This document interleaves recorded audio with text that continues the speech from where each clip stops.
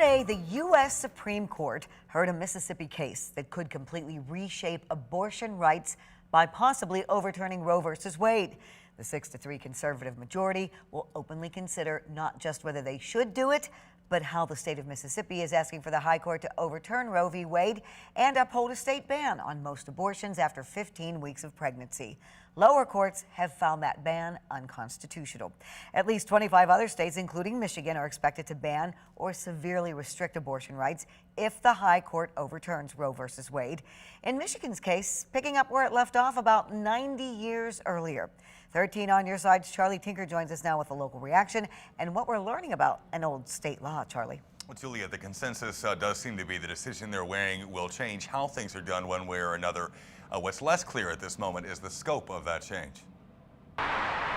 Anti-abortion signs hung over the freeway at Diamond Avenue as the nation's highest court heard oral arguments in Dobbs versus Jackson Women's Health Organization, a case that challenges Mississippi's restrictive abortion laws, but could spell a sweeping overhaul nationwide. The law is going to change.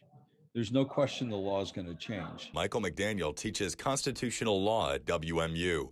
Any outcome that weakens or overturns the precedent set decades earlier by Roe v. Wade, says McDaniel, would open the floodgates to a sea of restrictive new laws on the state level. It's going to be almost a body blow to the concept of individual autonomy, and that could affect a lot of other laws out there. Michigan would be among the first to feel the ripple effects, and Lansing wouldn't have to do much to jump on that bandwagon. That's because a little-known 1931 law, which outlines one of the strictest bans in the nation, is technically still on the books. If the Supreme Court says that they're overruling abortions are illegal in the state of Michigan, and there'll be all kinds of social and political impacts and reverberations as a result of that. It would be a horrific set of circumstances. AG Dana Nessel reiterated her vow not to enforce the pre-Roe ban, even if SCOTUS first clears the way. I am not interested in sending women or their medical providers to prison for what I believe to be a private and very personal decision. The Attorney General swears an oath to uphold the law,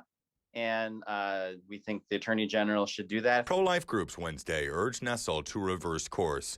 Michigan Right to Life says it was pleased with what it saw playing out in the nation's highest court and would not only like to see Roe v. Wade erased, but a future constitutional amendment making abortion a federal crime, though they admit the ultimate outcome in this case is less than clear-cut. How arguments go is not necessarily how the final decision is, and that it's going to be a long wait. Predicting what they're going to do is practically impossible.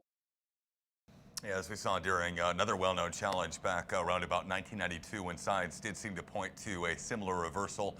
Now, if the high court does signal we're going to walk back Roe v. Wade or overturn Roe, Casey versus Planned Parenthood, that 1931 law here would likely be tested for compliance with the state constitution as well.